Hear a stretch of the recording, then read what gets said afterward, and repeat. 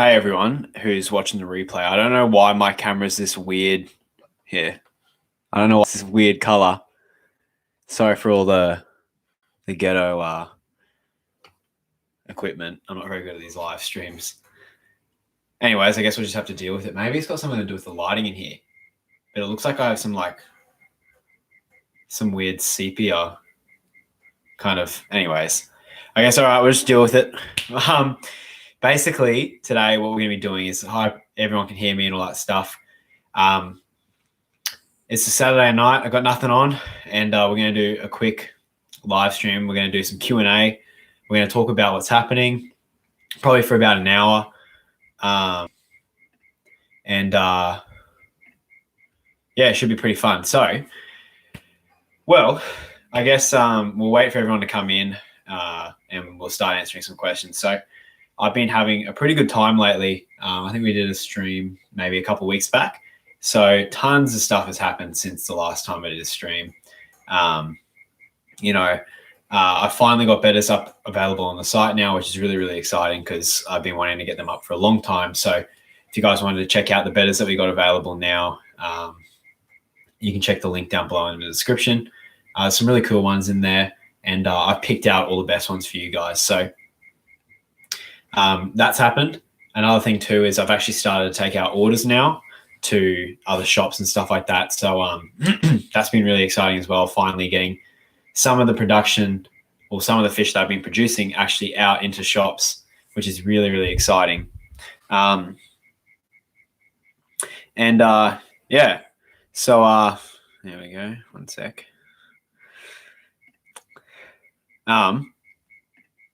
So yeah, ask your questions. I'll try and answer as many as possible. I mean, we're probably not many people are going to come here because I haven't told you guys or given you guys any notice about me doing this stream. So yeah, it's good to see some familiar faces. Blake's here, Benny's here, Bobby's here. Heaps of people. I always recognize you guys. Especially when you guys comment, I read all the comments and try and reply as many as possible. So I really do notice all you guys who do watch my videos, and I can't thank you guys enough for continuing to watch them and support them. But first question's from Benny. So how should I get my pistos to spawn? I have heaps of leaf litter and a few Ks for them. The female is more aggressive than the male. Any tips? So with spawning a pistos, there's a few things you can do. Probably the best way is, obviously you have your male and female. You want to bring that pH down, and you actually want to bring the TDS down in the water as well. Now, if you can't do that, it's still fine. They should spawn in normal, just moderate tap water, but they won't have as many eggs. So the first thing that I'd recommend is, if you don't have an RO water system, you can get them real cheap for like 60 to 70 bucks off eBay. It'll work you wonders if you can get one of those. Just get like the transportable ones, and they work really well. If you can't use that, collect some rainwater and fill up the tank with that. Keep your leaf litter down the bottom so that you have heaps of tannin getting in the water and the pH dropping. That'll really, really help. And then I guess keep continuing to feed heaps of live food or frozen, high protein food, so bloodworms and things like that. That really helps them to get fat and into the mood. And another thing that you can do is you can add baby brine shrimp to the water, just like a little bit, so that they can see it and maybe nibble on a few pieces of it. And that helps them to think that there's food around for the fry. The thing after that, you make sure you have heaps of caves and then just a heap of patience.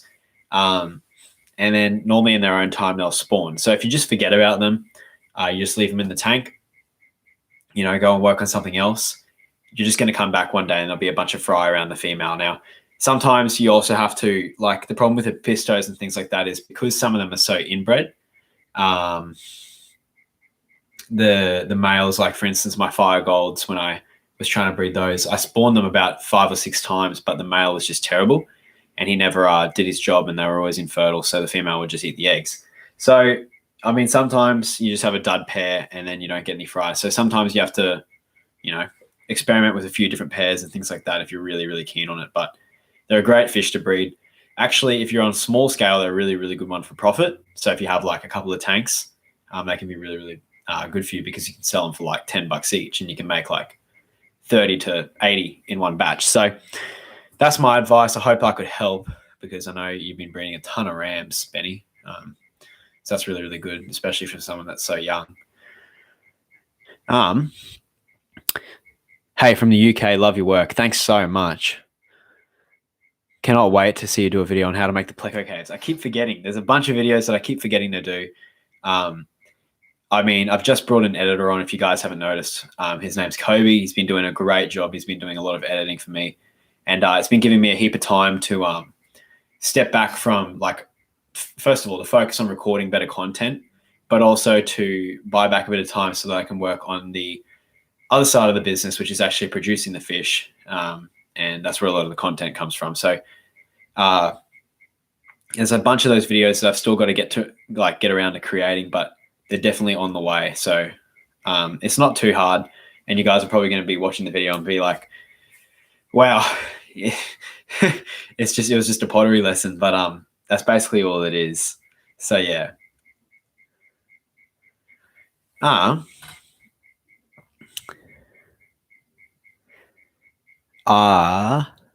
to detect ammonia in tank by looking at fish. So the first thing, so if you want to know if there's like an ammonia spike or something happening in your tank and you don't want to test the water, which I always recommend, test the water. The test kits are super, super helpful and will actually tell you the real numbers. But there's two things. So if you have bristlenose in your tank, normally like bristlenose will come to the top because they'll be going like get oxygen and ammonia burns their gills and things like that. So the bristlenose will start to come up the top of the aquarium. Fish will swim up the top of the aquarium if there's an ammonia spike. The other thing too is smell. If a fish tank smells off or smells like nitratey and like a bit like, I don't know how to explain the smell, like a bit sewage smelling, that's kind of how you can tell. Once the fish start acting a bit weird and you have one or two ammonia spikes where something happens, then you'll start to get a better idea of when something is wrong in the aquarium. So like that's probably the best advice that I can give you. The number one thing is to use a test kit, but after a bit of time, like once you're past all the newbie mistakes, fish keeping becomes a lot easier and you can just kind of tell without having to test a lot of stuff what's happening in your water. So you just got to get past that stage. Yeah, so ammonia smell and also off color, like, yeah, the water goes a bit weird. Now we got some people running around the back. How can I get my German blue ram eggs to hatch and what should I feed them when they hatch? So I'm probably not the best person to ask. Oh, thank you so much, Maz. I really, really appreciate that. You don't have to donate anything to me at all, but I really do appreciate that. Thank you so much. What was I asking before? So I'm probably not the best person to ask because if you guys have been watching the recent videos, I've been playing around a lot with breeding a lot of fish with Justin, and Justin's really, really good at rearing up lots of little tiny German blue rams, and he's also been doing the black rams that we've been breeding, which I'm very excited to show you guys all the black rams that we've been breeding. We've got hundreds, and well, I think we're one of the only people in Australia with them, which is really exciting because some of the males that we've got and all the females, I mean, even too, like just look fantastic. But for hatching them, what Justin does is he takes them out, he puts them into a little container with an air stone, and there's a bunch of little tricks. I'm sure there's a video on his channel that you guys can go and watch that he has with how to hatch them. Like there's lots of little things that I won't remember all of them, but he hatches them in there, and then when they hatch, he spends a lot of time watching them and making sure they're all good, and he feeds them egg yolk. So he actually crushes it up into he boils egg yolk and uses the yellow insides of the boiled egg, and he turns it into like a gold liquid, and he feeds that like 5 or 6 times a day while he's just around. So it's a lot of work, but after you start getting them on baby brine shrimp, it becomes a whole lot easier. And yeah, so it's a lot better. So if you're looking for Justin's channel, it's just Justin's Fish Room. He's only just started it up, but yeah, he's really doing well. Hi, what live foods do you use? So I don't culture infusoria anymore because a lot of the stuff I feed, I don't need the infusoria for, so there's no point. But I culture white worms, I culture grindle worms, sometimes I culture micro worms, and I guess if you want to call it culturing, I also hatch heaps and heaps of baby brine shrimp. It's a miracle food, that stuff. It's really fantastic. So that's what I use. And obviously I will be making more videos in the future about live food cultures and things like that. So yeah. Have you had any luck with your rams? My longfin male is constantly chasing the girl and they haven't spawned since November. Thinking maybe getting a few females or males. What would you do? I'd do exactly what you're going to do. With my rams, I had tons of luck. So if you guys remember, I don't know, you'd be watching tons, like if you've been watching me for a little bit, you'd know that for a long time, once I somehow lucked upon getting these black rams, the whole idea was, so the rams that I bought, they were like the culls from someone who'd been line breeding other black rams, maybe in like Israel or something like that. And we just, in Australia, we get all the bad stuff.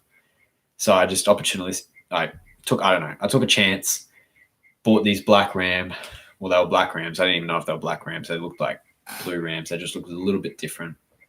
And I just had so much trouble with them. And we finally started to have some luck. And now I've got one solid pair, which have been producing all of the fry that we have currently. And we've got a second pair, which is actually my F1. So I bred them back in September last year, and they've just started to pair off. So, I mean, I've been learning lots and lots about how to breed black rams, and not just black rams, but blue rams as well. And obviously I'm not going to keep any secrets or anything like that. I'll obviously be mentioning it all on the YouTube channel. So you guys will be able to learn from all those things too. But there's lots of little things like, for instance, when I had two ram pairs, so I'll just quickly tell a story. I guess I'll try and answer a couple more questions after. But the story basically goes that when I bred the first pair of black rams that I bought, I only had two fry survive because I had no clue what I was doing. And also I moved them all to the new facility and it's just a nightmare. So I had two survive, and for some reason it was a male and a female. Now, rams are kind of iffy with getting pairs, and you'd ideally like to have like 8 to 10 rams when you buy them if you're actually serious about breeding them, and let them pair off naturally and have a dominant pair, and you pull out the dominant pair and you can breed them. So I had the male and the female, and they just weren't pairing off.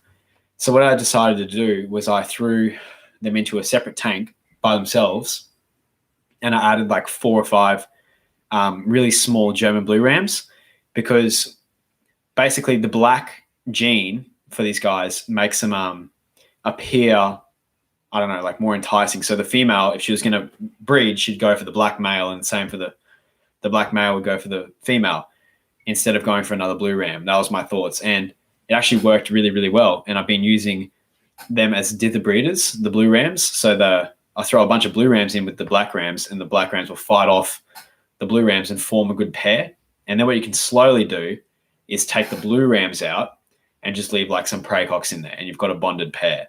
So there's a bunch of little tricks like that, which I've been trying to, develop and learn. And I hope stuff like that's helpful for you guys. I mean, I have no trouble in telling you guys my secrets. So yeah. Have you ever had a pair of angelfish? Have you ever had a pair of angelfish parent rays? No, I haven't bothered, because I like to control. I'm a control freak, and I like to take out the eggs every time. And most of the time, most of my angels, besides the Peruvian ultims, they'd probably be able to do it because they're more wild. But everyone else is just so inbred that I'm sure they'd have no clue, and it'd take them like 2.5 years before they figured out how to like do it properly. So yeah. I'm from Australia as well, and have had fish tanks for a long time. I'm now creating a fish room and don't know what fish to sell. What fish really sell in Australia? So it depends all over the place. I mean, one of the things I've learned is selling now to, a bunch of different shops. It's different everywhere. And I'm in the one city, and for instance, one shop will sell a ton of bettas, but no apistos. And then the other shop will sell no apistos, but a ton of bettas. And some shops just like cheap, colorful fish, and some shops like the ugly, expensive ones. So really focus on a few things that you can always sell. So like guppies are really good. Actually, I've changed my opinion on guppies. They can actually be a really good profit fish if you can get some cool strains. Sometimes bettas can be profitable if you can make cool bettas. I mean, any fish is profitable. You've just got to be able to reliably produce it, and there has to be a market for it. So I can't really tell you because it's different everywhere, but anything that is kind of like a niche. So if you could breed, like, I'm not saying just to go out and breed guppies, but if you could breed, like, I don't know, like tiger endlers or like something like that, and that be your thing, and you can be the guy that has the tiger endlers and you sell them for a competitive price, and you know what I mean? If that's making sense. So do your own research. Like, I'm not trying to say that in a rude way. You just got to go around and actually even ask the shops what people are asking for and what they would like produced, and do a bit of maths before you get into it and see whether you can do it. So that's my advice, but I'm not an expert. I'm an idiot. So I found not keeping the tank too clean worked well for rams, not removing all the detritus, etc. Yeah, that's another thing that works really well. You want to cover up the spawn site with a ton of like either Java moss or some kind of jungle plant so that they can retreat behind it. That helps a lot, because otherwise the males are too busy trying to fight off other things and they never actually fertilize the eggs. So that's a huge thing. I have 30 juvenile apistogrammas aged 3 months. When should I separate them? Don't separate them at all. Just keep them all going. They're not like Bettas. They'll all be fine together, and you can raise them up and sell them all as pairs, and you don't have to separate them at all. So yeah. How do you raise your Betta fry, especially for the first 2 weeks? So I do it kind of lazily, and I will be making a video, because I made a whole series, if you guys wanted to watch it, on how to breed Bettas. And to be honest, I made that series as a noob, and now I do it a complete different way. I breed them in tubs. Basically, what I do is I use a little 4-liter tub. I put the male in, and then I leave them in there for like a couple of hours, and then I introduce a female with a divider, and then I take them out. Like, I introduce the female. She lays. So my dogs are barking. She lays the eggs and all that stuff. He builds his bubble nest. You know the gist. And then I take the male out once the fry are free swimming, and I feed the fry baby brine shrimp. I used to feed it first bites. I mean, not first bites, microworms. And I sometimes do that if I have a culture around, but most of the time I actually find it's not necessary. And one of the hacks that you can use is put either a little bit of dried duckweed in, like that first day when they first start free swimming, because the duckweed creates a lot of infusoria for them to eat when they're really small. Or you can add like a spawning mop or a bit of Java moss with a ton of infusoria already on it. And it's normally enough just for them to snack on until they're big enough to eat the live baby brine shrimp. And then for the first 2 weeks, they probably sit in that tub for about a week and a half until they are like comfortably eating baby brine shrimp, and I can see they've got the orange stomachs, and then they go into a little breeder box where I grow them up. And then after that, they go into a 2-foot tank, and then to a 4-foot tank, and then they get cupped and sold. So yeah, that's how I do it. But again, there's probably like a million different ways to do that. So you don't just have to listen to my way. And it's different for everyone. Like, everyone's got different circumstances and ways they do things. So I hope that helped. How many discus do you think I could put in a 55-gallon tank? So it depends. So if they're all big adults, you can probably only put like 6, unless you're going to do massive water changes. I'm planning on using about 50 in a 4-foot tank. So a 55-gallon. I'm probably trying to go 50 and do like huge daily water changes while I'm trying to grow them up. And that'll only be until they're like 6 months old, and then they'll get sold. But I would not be doing that, because I'm always at the fish room. So if something starts going wrong, I can instantly fix it. But if it's not like your full-time thing, and you're risking that much discus in a tank, it's not worth doing.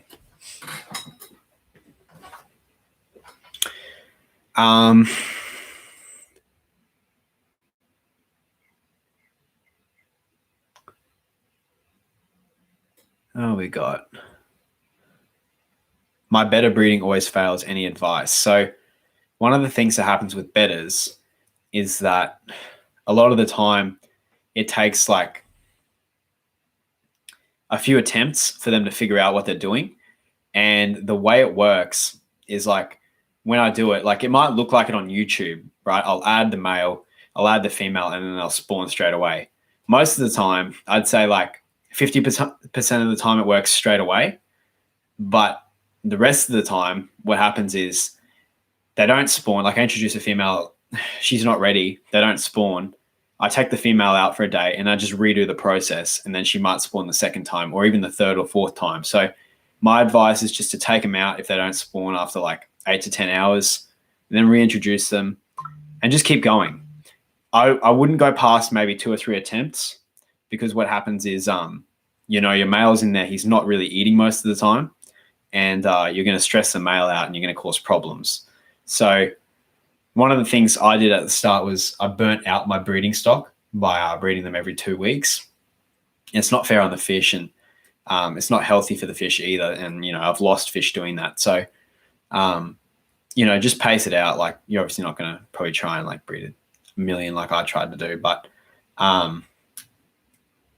if you can pace it out and like just keep trying, that's the main thing. That the farms wouldn't be able to produce like hundreds and thousands of them if it was rocket science. So you'll be able to figure it out. Just keep going. Why don't I breed goldfish? Because my room's too warm, and goldfish take a lot of space and don't sell for much. So yeah. And also I'm not that keen on goldfish at the moment, but I might be in the future. Just never have been an interest for me. I hope you guys can't hear the dogs barking in the neighborhood. They're a little bit loud tonight. I don't know what it is. If I wanted to start breeding angelfish, guppies, and discus, how many tanks and how many liters do you think I would need? That's a very hard question to answer. So, angelfish, you kind of want to, if you wanted to breed a pair of angelfish, you'd probably need 2 big 4-foot tanks for grow outs, and then two or three small 2-foot tanks, and then a 2-foot tank for them to breed in. So guppies, you probably only need a big 4-foot tank or 2 big 4-foot tanks. And then discus, you need like 3 4-foot tanks and 1 2-foot tank. Or I don't know. It's hard. I'm probably losing people here. That's a hard question to answer.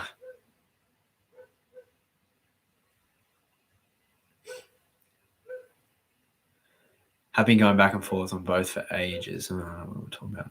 Hi, I got a 55 gallon and I'm debating whether to get 3 or 4 angels in different tetraschools or to get 2 dual cichlids, 2 dual cichlids, 5 tiger barbs, 5 green barbs, and I'm needing suggestions for a bottom 12. Thank you. I would go with the angels just because I prefer them. But if you're into the dual cichlids and stuff like that, then definitely go for it. But I reckon the angels are much cooler and have a lot more personality. And then with the angels, you could do like, as a bottom dweller, you could do cories.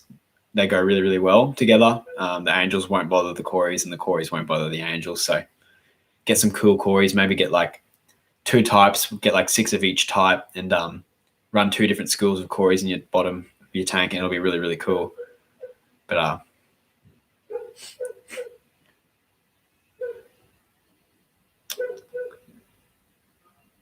can you breed bettas, or do they need to be? Can you breed any bettas, or do they need to be similar in appearance? So, again, I'm probably not the best person to ask because I'm not a genetics wizard. But you kind of, from what I've gathered, you want to. The main point of making bettas is you want to make beautiful fish. I'm not too concerned on the strains of bettas. Like, yeah, I wouldn't cross. Like, if I was trying to breed a black samurai betta, I wouldn't. I'd breed 2 black samurais together. But if you're just trying to, you can breed any bettas together, but you want to pick bettas with colors that if you mix them, it would complement each other. So like, for instance, if you follow me on Instagram, you would have seen I picked up a yellow hellboy, which is really, really cool. And I'm going to breed the yellow hellboys together to create some brood stock, but I want that yellow gene, that yellow base, and I want to cross it with like a blue base and make a really cool looking fish. Or take the yellow and try and make a pure yellow fish with like a crown tail or something really stunning like that. Because that's the point with the bettas. You want to make a beautiful fish you can sell for cheap, that looks really good. A lot of the time, if you just randomly cross stuff, you create dirty betters, and they don't look great, and you have to sell them for like $2 each. So, or like even less sometimes, because they just don't look great. So you want to try and plan out what you want. For instance, at the start, I was randomly breeding kois together, and I ended up with really good looking offspring.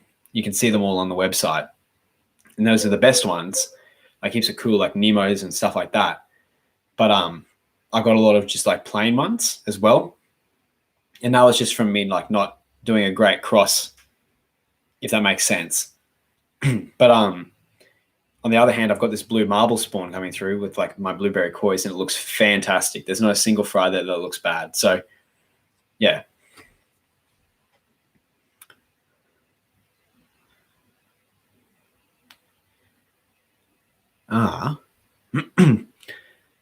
What's my Instagram? It should be in the link below.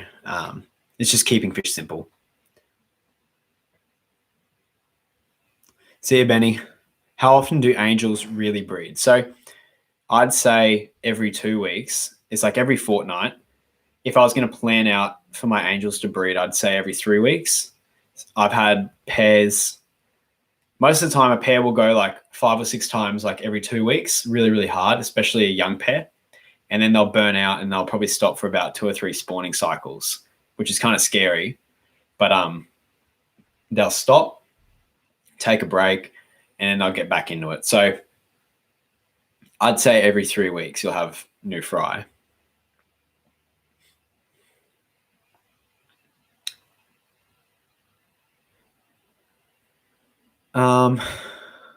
What plants do plecos prefer? So if you're keeping bristlenose, plants that are like low-tech plants that are very, I don't know how to describe them, sturdy. I've noticed that like Amazon swords are really good. Vallisneria, Anubias is a good one because it's really rough, and like not rough, but it's just like a hard plant to destroy. But like things like hairgrass and stuff don't go great with big bristlenose plecos. And if you're talking about your L number plecos, normally plants aren't the best thing. I keep like some Anubias in some of my pleco, like my Lorocaridii tanks, but most of the time it's just not a great mix. So bristlenose pleco is a good fish for a planted aquarium with just like a basic planted aquarium. But yeah, like you can keep Lorocaridii plecos in a planted tank, of course. So I'm not saying you can't, but yeah. What plants do they prefer? I'd say my favorite ones for plecos is Anubias and Amazon swords. And that's just the first things off the top of my head.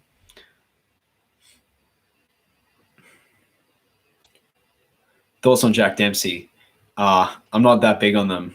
I might be in the future, but it's just the fact that I've got such a small space at the moment, and you'd easily run out of a lot of tank space if you had like big Jack Dempseys and things like that. So I'm good at the little nano things, the tiny things, except for discus, they're big. But I was going to also ask you guys, I reckon I'm going to stop breeding a few different types of, well, I've been playing around, like I said, if you've been watching the vlogs, I'm basically throwing things at the wall and seeing what sticks. And now I'm kind of getting a better idea at what stuff I can breed and what stuff I'm good at and what stuff I actually enjoy breeding. And a lot of the cories that I have, like, yeah, they're cool and I enjoy keeping them, but breeding them takes a ton of effort, and I can't reliably do it because it takes a lot of time to, trigger them and things like that. And it's not that I'm being lazy. It's just that there's so many other things going on around. It's hard to focus on a cory tank. So I'm thinking about taking the cories out, some of them. I haven't decided which ones, not the basic. Like I'll keep my pandas, and I'll definitely keep the Corydoras equus and even the Leucomelis I really like. But things like maybe the, flagtails and things like that, which I'm not that keen on or not enjoying as much as I should, I'm going to, I haven't made my mind up yet. I might keep going with those and trying to breed them, but I was thinking about taking them out and trying to do some shrimp again because I haven't done shrimp for years, and heaps of you guys keep the shrimp, and actually I kind of miss keeping a lot of these shrimp. So I was thinking of getting some like yellow cherries and red cherries and maybe some crystal shrimp, which I've never done before. So what do you guys think? I'd love, like, because you obviously there's 60 people here that really like watch all my videos and you guys are the people that I appreciate a lot. So if you guys want to see those, and or if you guys want me to make more shrimp videos, or you would enjoy those, let me know.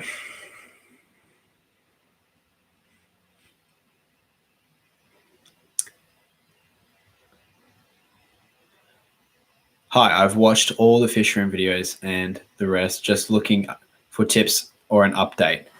So tomorrow I'm releasing another video because it's Sunday, but it's not a update. There'll probably be one next week. I've got a few coming out that we just have to get edited, but yeah, I'll have some next week. But we've got, like, I guess I can give some early updates. We had some discus aggression. The pair turned on each other and went a bit crazy, and we figured out how to get them to settle down a little bit. I don't remember. I finally got, oh, that's a cool thing. I've got a few new fish today. I bought some, well, I was looking for Hillstream loaches, and I still am, but there's none around. I can't find any. I've been to all the local fish stores and everything. I can't find Hillstream loaches, but I found these really, really cool Borneo suckers.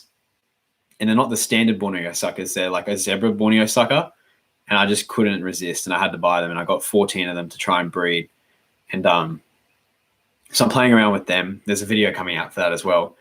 And they're really cool. Like, I need to get better software for this, because I want to be able to flash up a photo of what I got and like things like that. But yeah.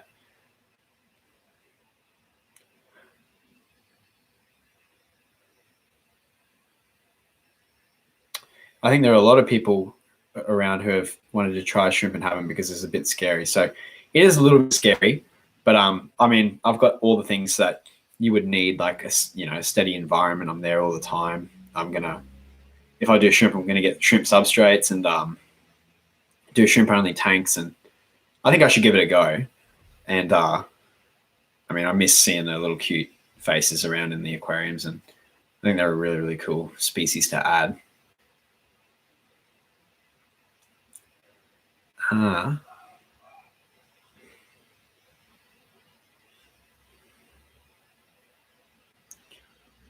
Update on water changing system mainly.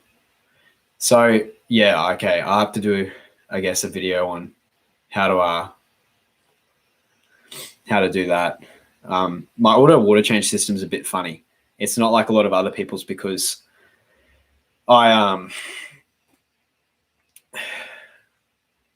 in Brisbane we have chloramines in the water, and the chloramines are an issue because you can't just filter them out easily. So one sec.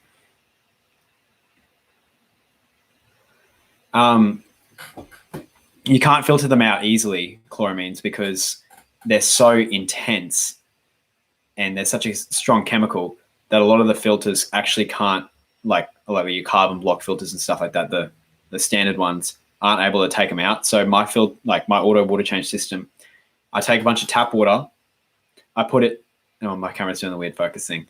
I put a bunch of tap water into a big water tank, and then I treat the water, and then I pump it into the tanks. So there's like a whole I don't know. It's a complicated system, and it'd be an interesting video, but I might just have to add it to like maybe a vlog or something like that, because it's a hard video to cover, like how to make an auto water change system, because they're different for everyone. I'll just have to make a video on it. But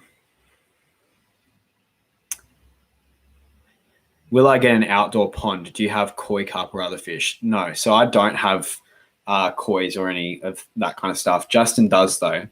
And because we're working on a bunch of different breeding projects together and all that kind of stuff, we're actually going to play around. He's got, my camera's doing the weird focus thing.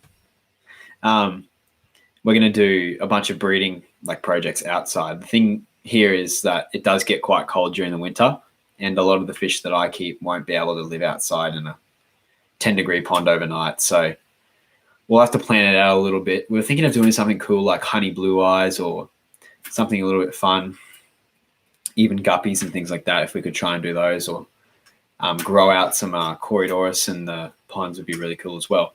I've always wanted to play with it. It's just that I don't have any space right now. But obviously, as I as I continue to grow and do a bunch of different cool things, I should hopefully be able to start doing things like that.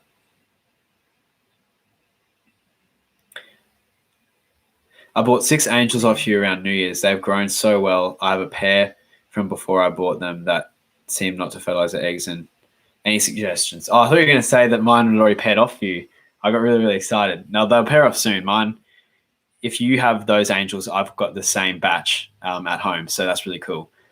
What I would suggest is that you separate them so that they can't see other fish, and that the male can focus on breeding the male can focus on fertilizing, because sometimes with all cichlids, it takes them a few runs. The male gets a bit too excited during spawning, forgets to fertilize the eggs, is too busy fighting off all the other fish. So if you can get them in their own tank, don't have any distractions around, they'll focus on the spawning, and it should help.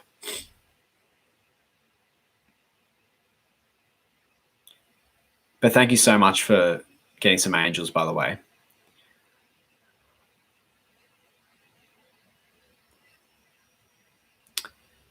Do you think I can put cherry shrimp in my breeder basket so the fish won't eat the shrimplets? Probably not, because the shrimplets are so tiny that they'll probably be able to escape. So maybe just put a ton of Java moss or something like that where they can go in and hide.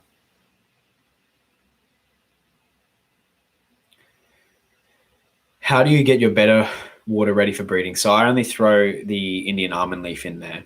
So basically it's just tap water from the tank that they were originally in. And then I throw an Indian almond leaf in there to bring the pH down just a little bit, and for the antibacterial things like that if they start nipping each other. And that's all I do to it. I don't use anything special. You don't want like African cichlid water, and you don't specifically need RO water. Just any kind of water normally works. They're very, very easy fish to breed.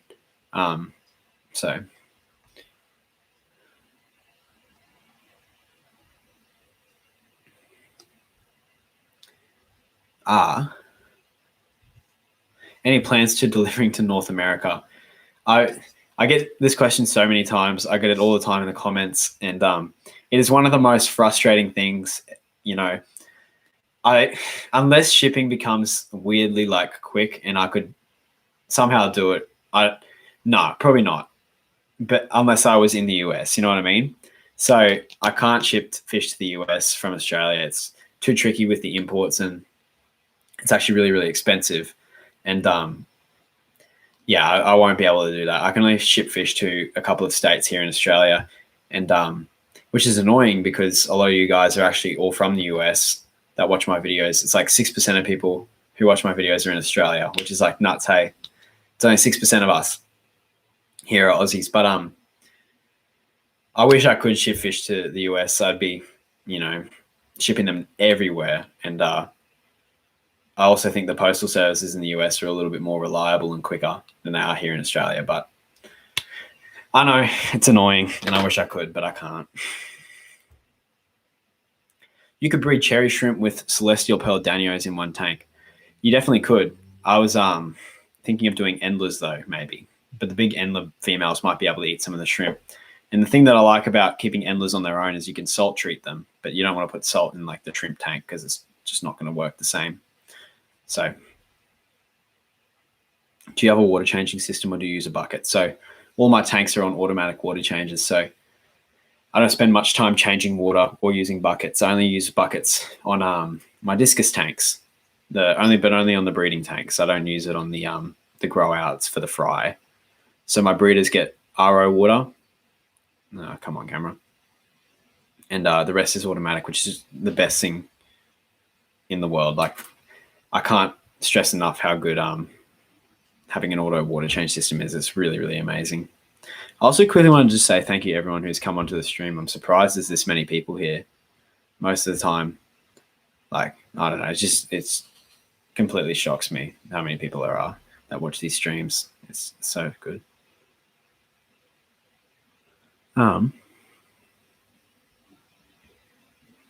UK here, are you shipping to us? No, I wish.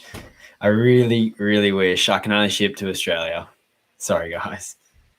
The only thing that I can ship international at the moment is I finally started to do it. It's the ornamental fish farming book. Now, heaps of people in Australia have been buying these, and I really thank you so much for, supporting me and helping me out now that, because if you've watched me for a long time, like the past year, you'd know that I was like a hobbyist, and now I've started to become more of a, I'm still a hobbyist, and I'll always, I'm not going to I want this to remain very, very organic and hobbyist based, but I have started, Keeping Fish Simple is a brand, and now we are selling products. And one of the things we've been selling is this ornamental fish farming book.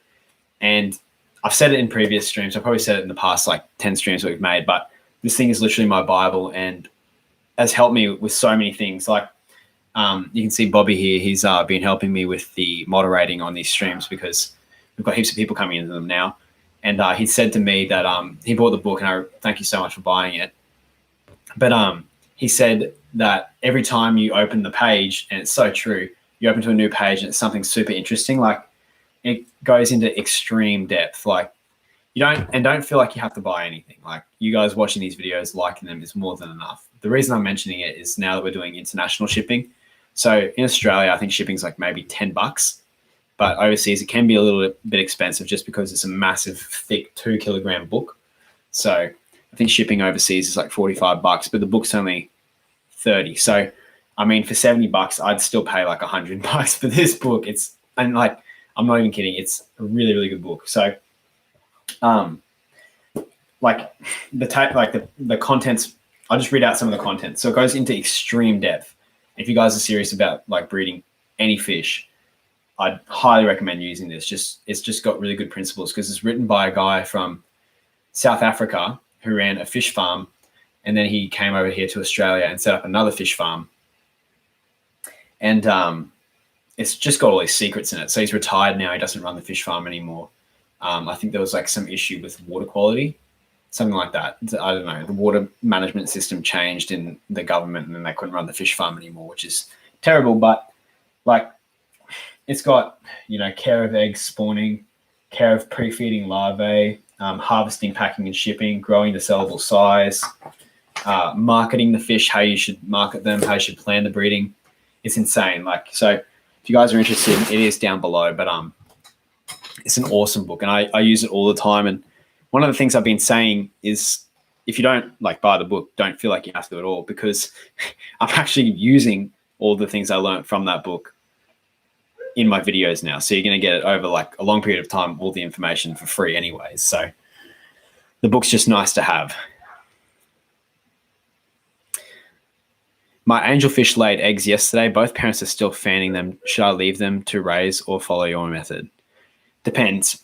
If you want tons of fry and you don't want them to eat them and you want to do a bit of extra work, take them out. But if you want them, if you want to do the least amount of work, you want to see them do it naturally, and you're happy to lose the spawn, leave them in, leave the eggs in there with the parents, and it should be perfect. They might eat them the first couple of times, but after that, they might figure it out. But if they start, normally, if they don't figure it out by 3 or 4 times, you should just start taking them out because they won't figure it out. Yeah, so a lot of people are saying, you can get the book heaps of other places, I'm pretty sure. You can get it online and things like that.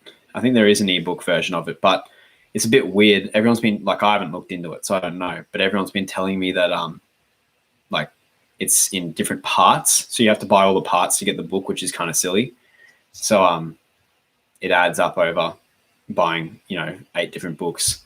So this is the real deal, the real McCoy. And it's got all the parts in it. So I got my first student loan to start my fish business years ago, and I was so grateful that our government still have programs like that now in Canada. That's really, really cool. And that's really gutsy too for you to do that. So thanks. Good to know he's a fellow South African. Do you know if crypts send out runners? So I actually don't know. Most of the time when I extended my crypts, I'd plant one little crypt and then the crypt would grow. And I think they do send out runners eventually, but it would have a bunch of little baby crypts around it. So after 2 months, you could pull out the big original crypt, and then it'd be 15 different plants around it, and you could cut out those little plants and propagate them around the aquarium, and you'd fill up the aquarium with crypts. So that's the way I did it, but I'm not too sure whether they must send out runners. They're very similar to Amazon swords, just like little mini ones.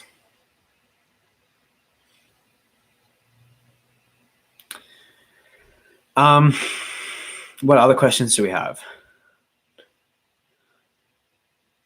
Hey, what's your opinion on the moss ball crisis with zebra mussels?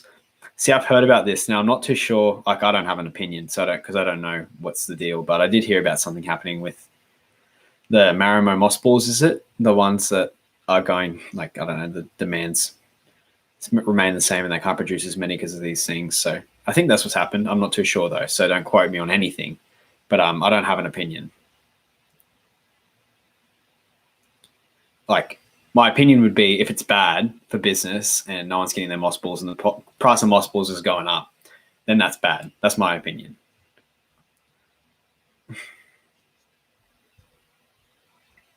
You have many fish, but where is famous goldfish?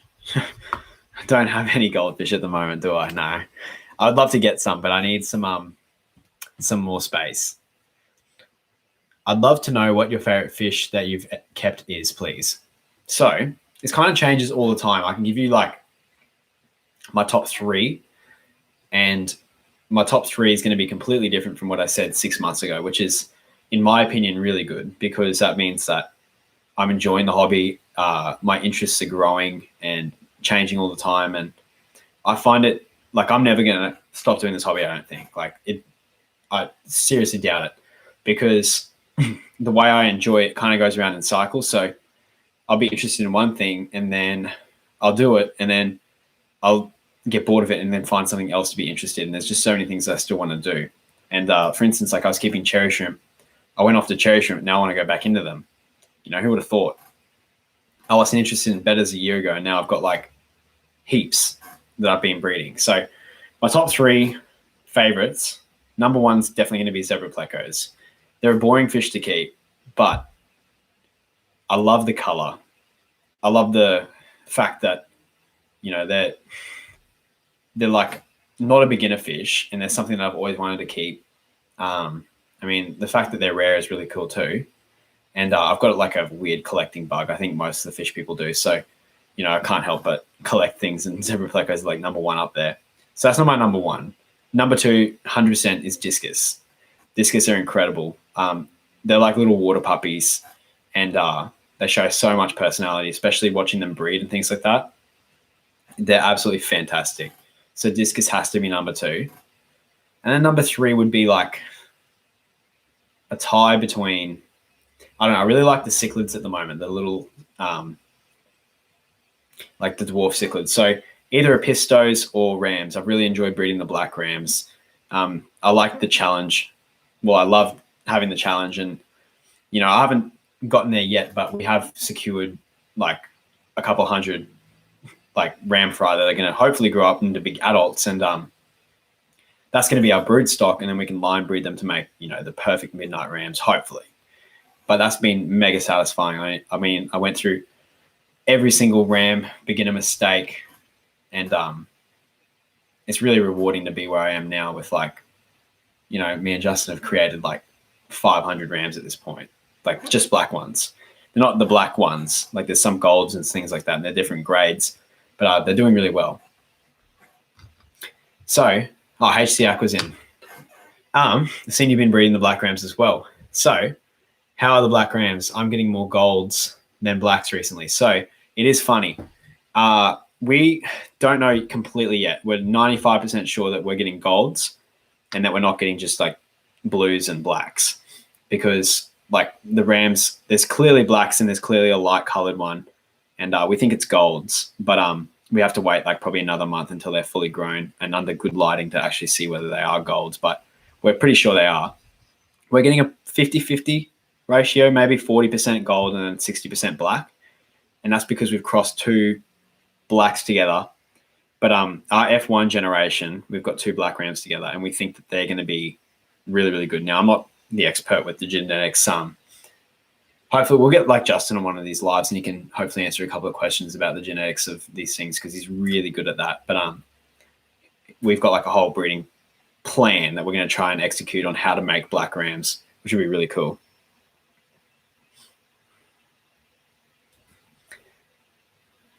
I'm getting a lot of golds. Cool, you're getting more blacks. Very interesting. Yeah, I'll be making more videos on it because I want you guys to see it all. It's very interesting. So yeah. Have I bred my 397s yet? I have not. I wish I had. Do you think COVID has impacted the hobby? It definitely has, and I think that it's impacted it in a really in a good way. Yeah, despite it being terrible, because a lot of people, are forced to be home and can't spend money on traveling. They spend it on other things like getting a new fish tank and getting back into the hobby. So there's definitely a lot more people that have got back into the hobby that I've noticed, and it's been good for all the shops and things like that because I've been selling more fish and doing better. And it's been going through a real boom, in my opinion. And that's just from me. I don't know. Like I said, I'm an idiot. Like, I don't know everything. And that's just from me looking around in my local area. But I'm pretty sure it'd be the same everywhere else. So I think it's impacted it in a good way. And like obviously what's going to happen is as international travel becomes like people start traveling more, they're going to be spending money on traveling and they're going to drop the fish tank. So it's going to go through another slump, but we'll see how many people here stay and hang around in the hobby. I know I'll be around, but we'll see how everyone else is. And, I just want people to enjoy the hobby. So like if you're not having fun and you'd rather go and do your travel and stuff like that, there's like nothing wrong with that at all. That's completely normal. There's no point giving fish if you're not enjoying it.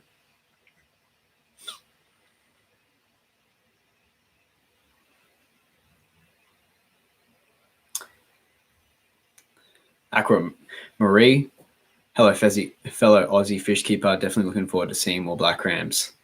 Yeah, I'm definitely keen to get some out. I've been enjoying the mouth brooding Betta species nowadays. Do you keep any? I don't, not at the moment. Just, I'd keep everything if I had the space. I just don't at the moment. And you'd be surprised how easy it is. Like, I remember when I first set up the fish room and I was like, wow, there's going to be so many tanks and I don't know how I'm going to fill them all up. It didn't take long. I filled them all up so quick. And I'm, constantly trying to think of ways to efficiently use the space to do what I want with it and keep as many things as possible so I can offer as many things to the shops and things like that and to you guys. So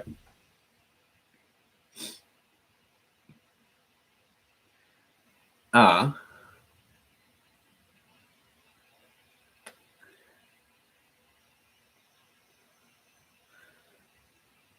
hello everyone. If I've missed your hellos, I'm sorry. My light keeps turning off and on. How would I try and fix this, and will the neon tetras be affected? So I doubt the neon tetras will be affected. Most of the time fish actually prefer having no light on the aquarium, like just the ambient light within a room. And the light can stress a lot of fish out, especially like, for instance, discus and things like that. Just don't appreciate having, I don't want this to come here. Discus and stuff don't appreciate having the high lighting in the aquarium. So it won't affect them. I'm not an electrician, so I don't know how to fix the light. Maybe just buy a new one or that'd be my advice, but it's not going to affect the fish, I don't think.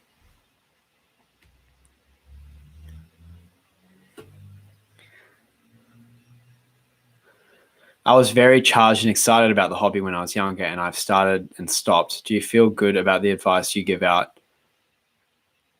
I can tell you're really still happy talking about it. I definitely do. I'm never afraid to. These videos that I make and all the information that I give out, it's just my opinion and it's just my experience. And sometimes I say something that people don't agree with, and sometimes I even say stuff that's wrong. I'm sure I say heaps of stuff that's wrong, and I sound like an idiot. And I think that it's I'm human. I make mistakes, and I kill fish too, and I do all the dumb stuff. I left a hose on into a tank and filled it up with chlorinated water and killed a bunch of Alton babies that was growing up, and I was obviously crushed. But that's part of the hobby, and I give out advice based on my experience.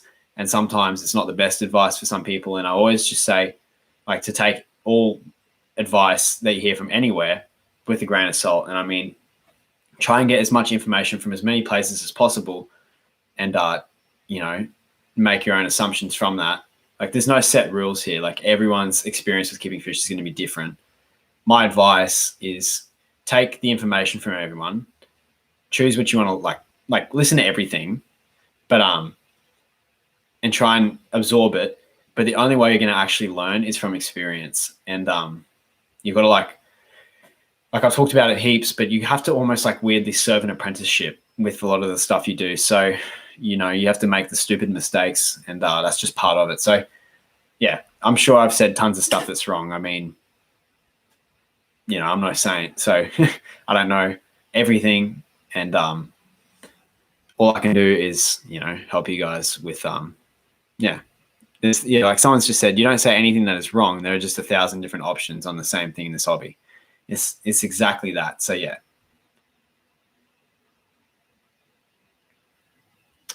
Posting and sharing all you do, the ups and downs and in-betweens, always is what helps each other, like helps others. So that's completely true. And, you know, I'm never afraid to like own up to like my mistakes and things that I do wrong. Like, I could easily just say, oh, if like I killed like a certain type of fish by like making a mistake, instead of, you know, wearing the I don't know, you guys don't go hard on me if I like do something, because like everyone makes mistakes. But instead of being embarrassed by it and pretending to be like, you know, a know-it-all and like I don't make any mistakes and everything like that, I'm happy to come forward and say, like, because I could easily just go, oh, I sold the colony. But I do always tell you guys when I do something wrong, because it helps everyone to learn. And I think that's something that everyone should go by, because if someone's telling you that, like, there's probably like a handful of people in this hobby that have it all figured out, and I can guarantee you no one knows it all. You're constantly learning. Like, so yeah, that's just my opinion. And I'm not calling other people idiots. That's not what I'm saying. I'm just saying that I don't know everything. What is my first fish? My first fish was guppies. Have you had any progress with any L numbers? No. So I haven't. I wish I had. It'll probably be, I bought them in 2020. So I reckon next year, end of next year, will be the time when I can start to expect something from those fish.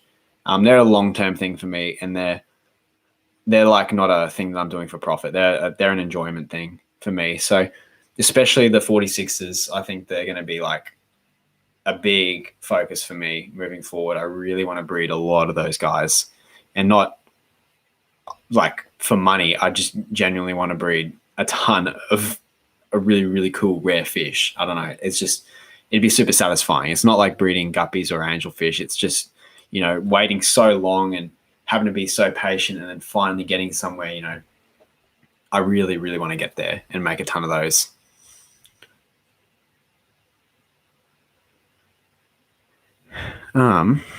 Hello from Germany. Quick question. How many different fish in a 240 liter community tank?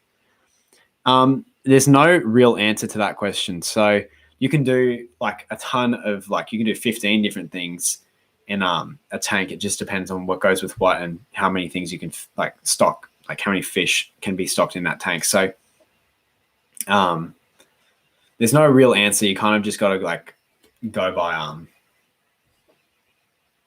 your own judgment. You got to try and, I always try and understock tanks than overstock, especially in community tanks.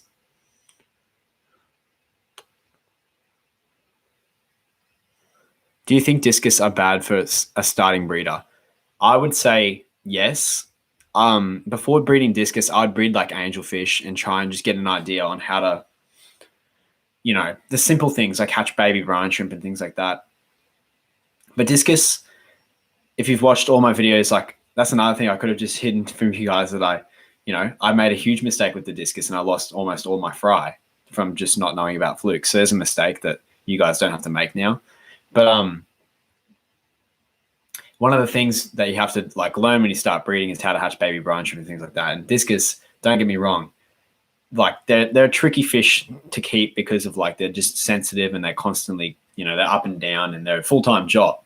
But it's not like if you get a breeding pair, it's not hard to breed them. The challenge is raising the fry. They'll spawn most of the time. They'll take care of their eggs, but it's the getting them to actually grow up into big discus, which is the challenge. So I'd try with a few things before I got to that. Ashcat chewed, hurry, I've definitely stuffed that up, but thank you so much. Do you keep any honey blue eye rainbows? They're so hard to get here. Yeah, so I don't have any. I think you're talking about, the honey blue eyes. They're really, really cool. And I don't keep any, but they'd be really hard to get in Hawaii, wouldn't they? Because they're so hard to get here as well. They're really, really rare. You're actually allowed to wild collect them, and I think somewhere near me there is some. So I might go and do it, but you've got like a limit. You're allowed to take like 10. So I don't know. I might go do a video with maybe Justin or something like that. And we'll go catch out some honey blue eyes and see if we can't breed them or something like that, because I'm pretty sure they're endangered. And a lot of places do like lots of conservation projects to try and breed them up and reintroduce them into the native ecosystems. But they're a beautiful fish, the honey blue eyes. It completely caught my eye, and they're really, really amazing. So, but it is pretty cool that we have them local, which is like, yeah.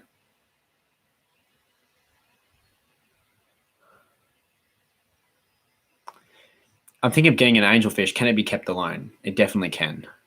Definitely. I'm gonna probably wrap this up in like 5 minutes. So we'll answer a few more questions and then I'll have to go. But thank you so much, everyone who's come onto this stream. I really like doing them, and I wish I could do them more often. And obviously, as we move into the future and things become less like, it becomes a little bit less chaotic, I can definitely do these probably weekly. But I just try and fit them in every couple of weeks, try and do one. And yeah. Do you know anyone who supplies rare L numbers? I don't. And that's the thing you're going to quickly figure out, is that everyone's got stuff like, everyone's got different things at all different times. And you kind of have to go from a lot of different breeders who do one or two things and pick them up. But it's hard to find a lot of L numbers around here in Australia, especially rare ones.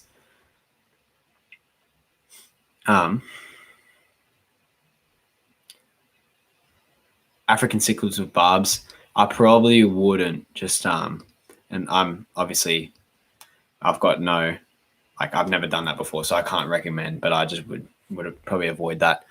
Oh, thank you so much, Liam, for the donation. I really do appreciate that. And all like the money that I make from this YouTube stuff and from the fish breeding goes, honestly, and I'm not even like lying, it all goes back into the business and making it better. Like, if you guys haven't noticed, I mean, I drive, like, I've got my car, but I also have I wear the same t-shirts everywhere. So I don't know, but thank you so much. Will a video of you making your own pleco caves be dropping? I don't know when. I've got to make it. I've just been super, super busy with the fish breeding and stuff like that. So yeah. Anyways, I reckon I might wrap it up here. So thank you everyone for watching this live stream. I really, honestly, I appreciate it so much. And yeah, I'll try and do another one of these very, very soon. Yeah. So thank you everyone who's come in and asked questions. I hope I could have helped some of you guys. And yeah. All right. I'll catch you guys in the next live stream. See ya.